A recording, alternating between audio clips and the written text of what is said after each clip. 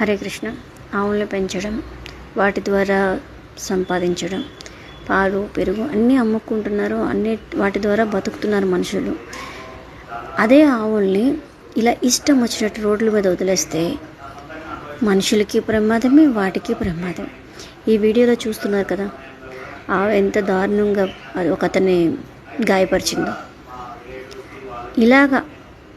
ఇలాంటి పరిస్థితి ఆవులకే కూడా జరుగుతుంది. ఎందుకంటే ఎన్నో ఆవులు రోడ్ల మీద వదిలేయడం వల్ల యాక్సిడెంట్లు అయిపోయి, కాళ్ళు ఇరిగిపోయి, చేతులు ఇరిగిపోయి, ప్రాణాలు కూడా పోయిన పరిస్థితిలో నేను చూశాను. ఎన్నో ఆవులను చూశాను నేను. దయచేసి మీకు ఖాళీ స్థలం ఉంటే పెంచండి ఆవుల్ని, లేకపోతే మానేసేయండి. పూర్వంలోని పొలాలు, పంటలు, కొండలు, మనకి చాలా స్థలాలు ఉండేవి.